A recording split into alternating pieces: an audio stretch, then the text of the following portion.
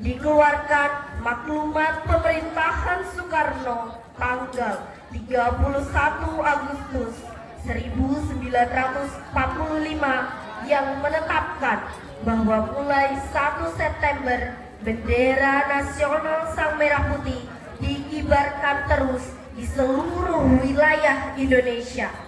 Gerakan pengibaran bendera semakin meluas ke segenap pelosok kota Surabaya.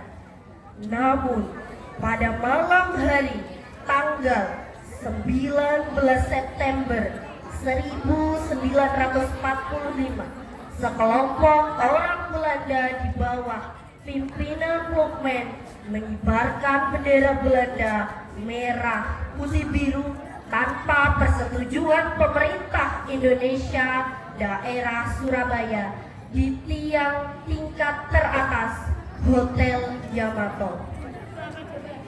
Keesokan harinya, para pemuda Surabaya melihatnya dan menjadi marah karena mereka menganggap Belanda telah menghina kedaulatan Indonesia, hendak mengembalikan kekuasaan kembali di Indonesia dan melecehkan gerakan pengibaran bendera merah putih yang sedang berlangsung di Surabaya.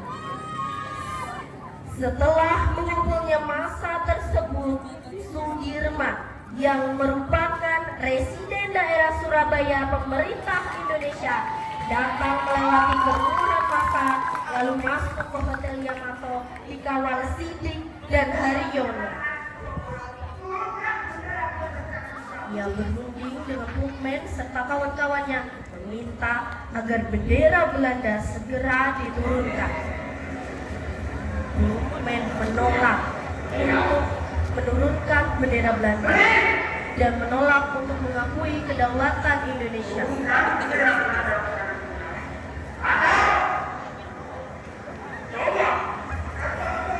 Perundingan berlangsung memanas. Ploegman menggunakan pistol dan terjadilah perkelahian. Ploegman tewas dicekik oleh Sidik yang kemudian juga tewas oleh tentara Belanda yang berjaga di sekitar Ploegman. Sebagian pemuda mulai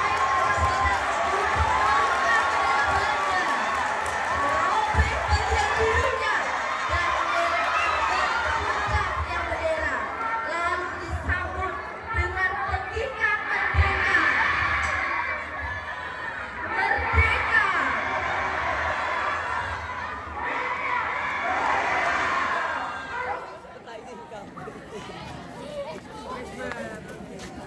Setelah peristiwa perobekan bendera Belanda di Hotel Yamato, konflik-konflik terus terjadi.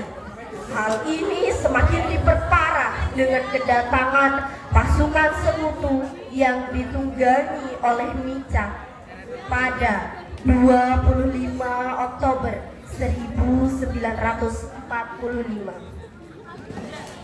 Awalnya tujuan sekutu datang adalah untuk mengamankan para tawanan perang dan melucuti senjata Jepang. Namun, Micha yang dipimpin oleh Brigadir Jenderal Malabi langsung masuk ke Surabaya dan mendirikan pos pertahanan.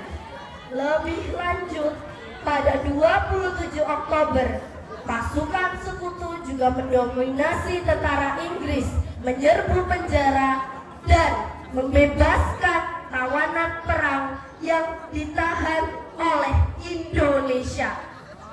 Tidak hanya itu, pasukan sekutu juga menyebarkan pamflet berisi perintah agar masyarakat Indonesia segera menyerahkan senjata yang mereka miliki. Masyarakat yang telah dipenuhi amarah tentu saja menolak perintah tersebut dan segera melancarkan perlawanan. Tanggal 28 Oktober, pasukan Indonesia dipimpin oleh Bung Tomo menyerang pos-pos pertahanan sekutu.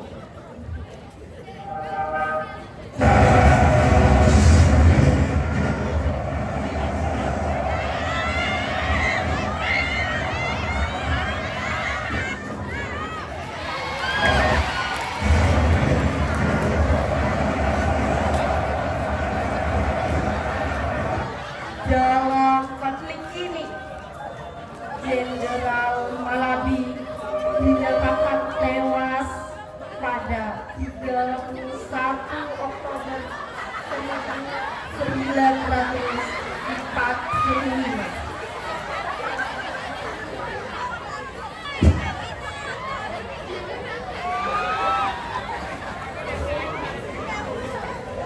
Tewasnya Malabi kemudian menyulut emosi pasukan sekutu.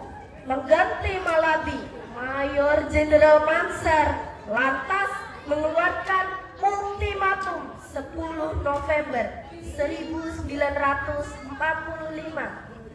Ultimatum tersebut adalah perintah kepada pasukan Surabaya agar segera menyerahkan persenjataan dan menghentikan perlawanan.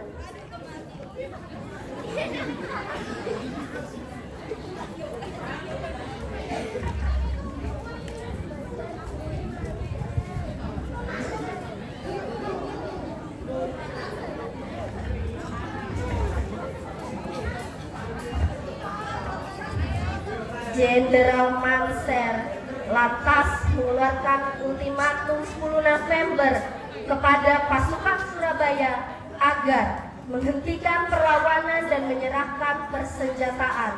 Apabila tidak dipatuhi, sekutu akan mengancam menghancurkan Surabaya dari darat, laut, dan udara.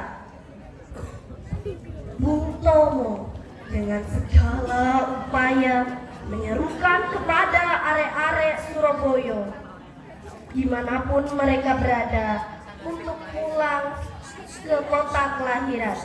Melalui siaran radio pemberontakan BPRI, Bung Tomo tak henti-hentinya menyerukan pesan kepada para pejuang untuk terus bergelora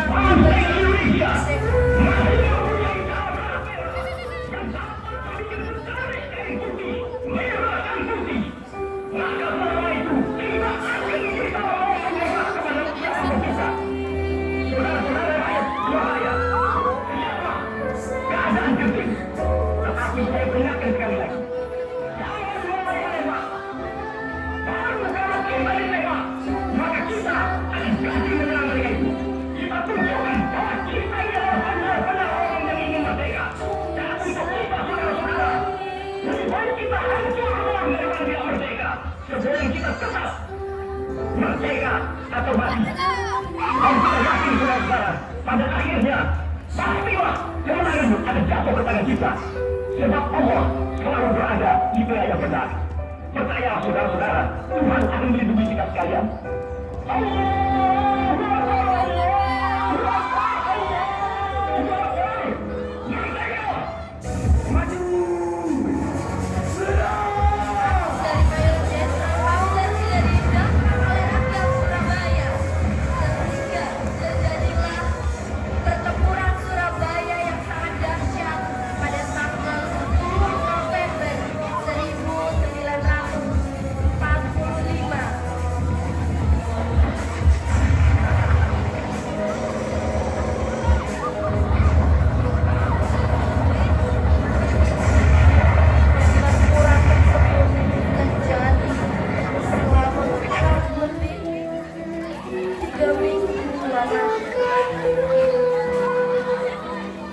Medan perang Surabaya telah mengakibatkan sekitar 20 rakyat Surabaya menjadi korban.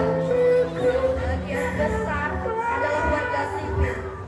Selain itu, diperkirakan 150.000 orang terpaksa meninggalkan kota Surabaya dan tercatat sekitar 1.600 prajurit Inggris tewas, hilang, dan luka-luka, serta puluhan alat perang rusak dan hancur. Banyaknya pejuang yang gugur dan rakyat yang menjadi korban ketika itu, serta semangat juara tak kenal menyerah yang ditunjukkan rakyat Surabaya.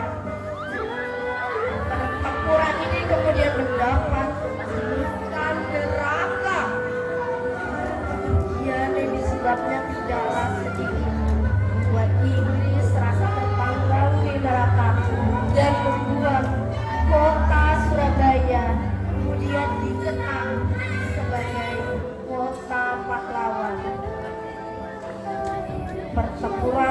November akhirnya ditetapkan sebagai Hari Pahlawan melalui Kepres nomor 316 tahun